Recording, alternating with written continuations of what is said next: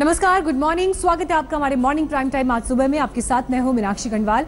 आज के बुलेटिन में तमाम खबरें होंगी। आपको कश्मीर से खबर दिखाएंगे। बड़गाम में सेना ने 3 आतंकियों को मार गिराया। इस पर पूरी रिपोर्ट आपको दिखाएंगे सुबह 10:05 पर।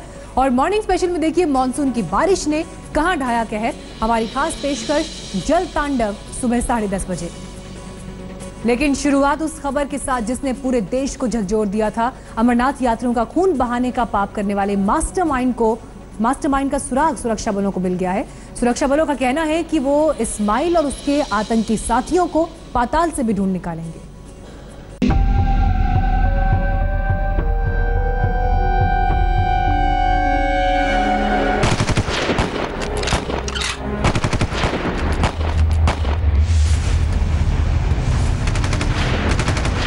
सावन के पहले सोमवार को लहूलुहान करने वाला भगवान भोलेनाथ के मासूम भक्तों का खून बहाने का मास्टरमाइंड है लश्कर तैयबा का ये खूंखार आतंकी अबू इस्माइल। सोमवार की रात अनंतनाग में बाबा बर्फानी के दर्शन कर लौट रहे 7 श्रद्धालुओं की हत्या करने और 19 श्रद्धालुओं को मौत की कगार पर खड़ा करने की साजिश करने वाला ये खतरनाक लश्कर आतंकी अब सुरक्षा बलों के निशाने पर है।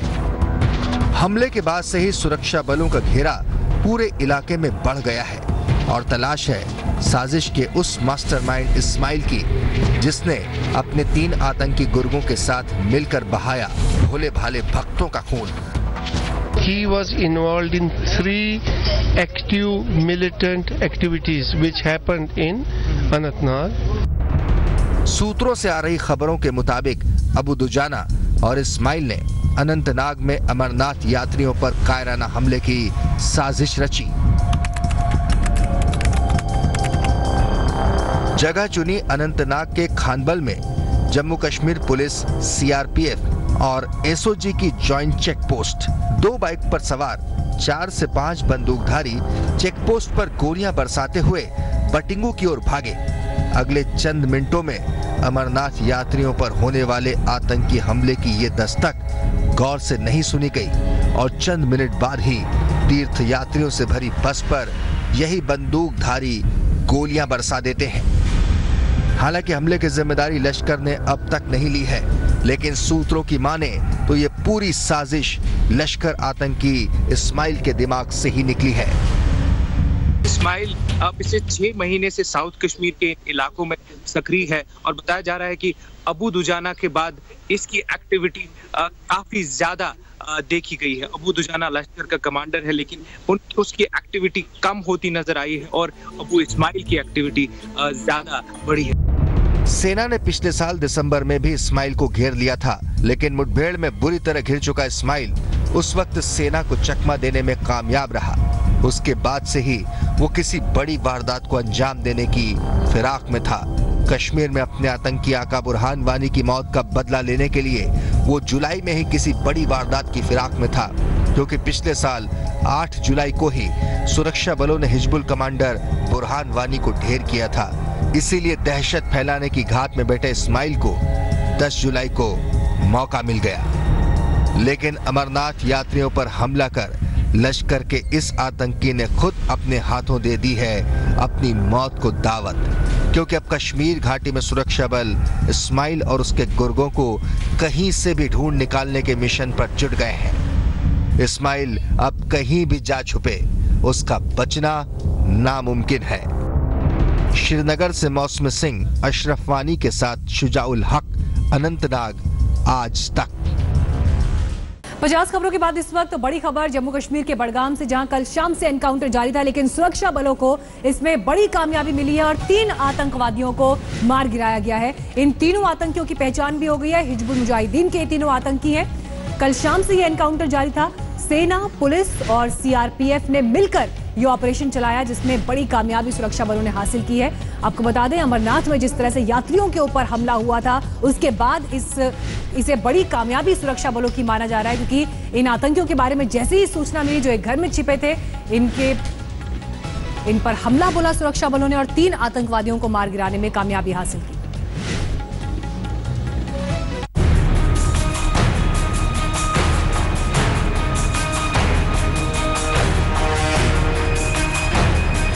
कश्मीर में दहशत फैलाने वाले ये आतंकवादी मिट्टी में मिला दिए गए हैं।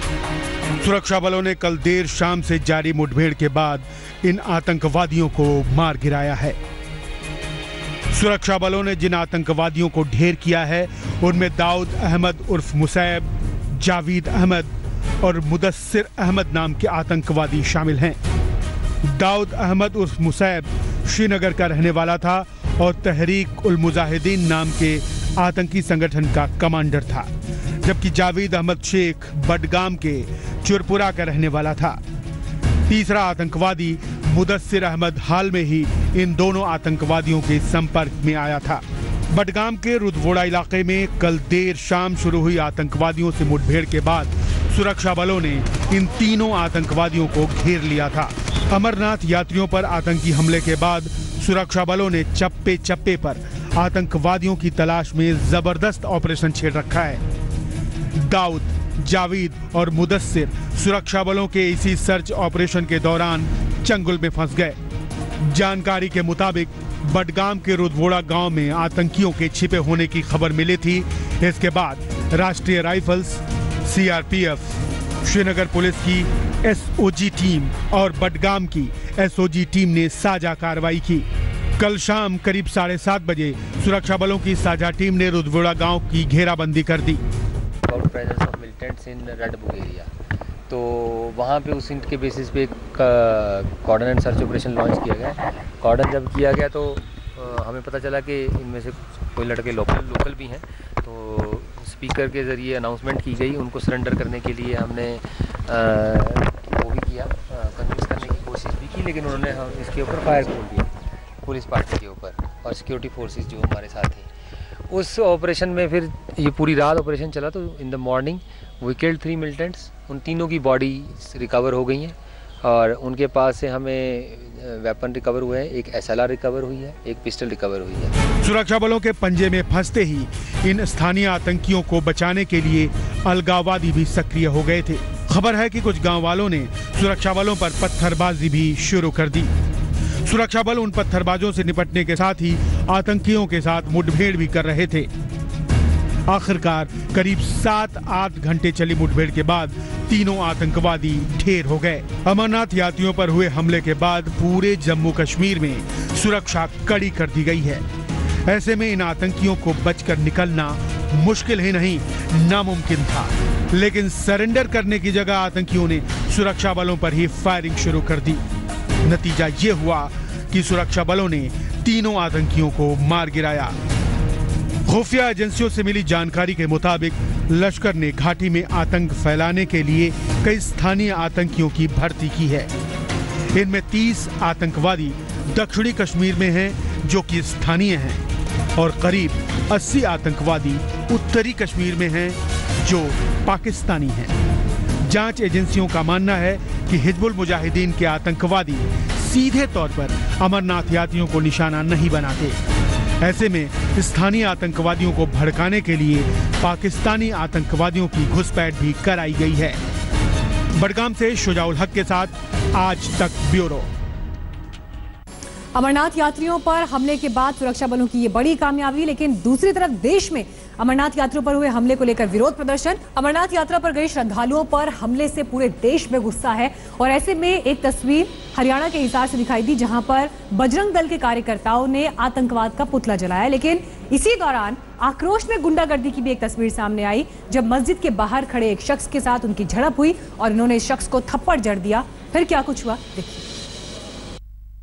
भारत माता की जय बोल, भारत माता की जय बोल, तो पहले भारत माता की जय बोल।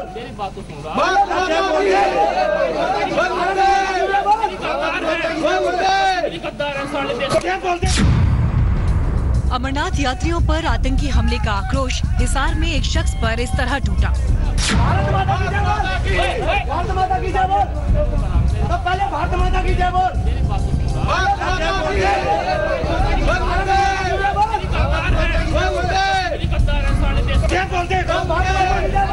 सोमवार को अनंतनाग में अमरनाथ यात्रियों पर हुए आतंकी हमले के विरोध में बजरंग दल के कार्यकर्ता प्रदर्शन कर रहे थे।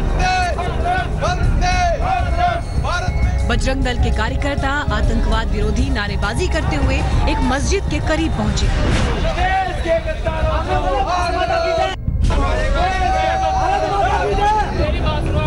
मस्जिद के करीब पहुंचकर इन लोगों ने आतंकवाद का प्रतीक एक पुतला जलाया। लेकिन इसी बीच इन लोगों की नारेबाजी सुनकर मस्जिद से एक शख्स निकलकर बाहर आया जो इन्हें समझाने बुझाने की कोशिश करने लगा। बस इसी बात पर बहस शुरू हुई। बजरंग दल के कार्यकर्ता उससे भारत माता की जय बोलने की जिद करने लगे और इसी बहस के बीच एक कार्यकर्ता ने मस्जिद के बाहर इस शख्स को थप्पड़ जड़ दिया। थप्पड़ पड़ते ही ये शख्स फौरन मस्जिद के अंदर चला गया। बजरंग दल नेताओं का आरोप है कि हिसार में हजारों मुस्लिम लोग अवैध ढंग से रहते हैं। हालांकि इस बात का उनके पास कोई दस्तावेजी सबूत नहीं है।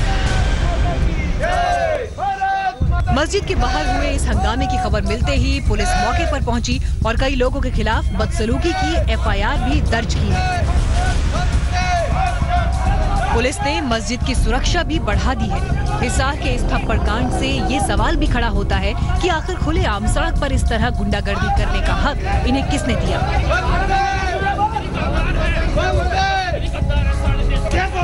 हिसार से भूपेंद्र के साथ आज तक ब्यूरो। तो आतंकवाद का पुतला जलाया है, लेकिन अपनी गुंडागर्दी पर शायद इनके पास कोई जवाब नहीं। जिस शख्स को थप्पड़ मारा मस्जिद में वो इमाम है, ये जानकारी सामने आ रही है।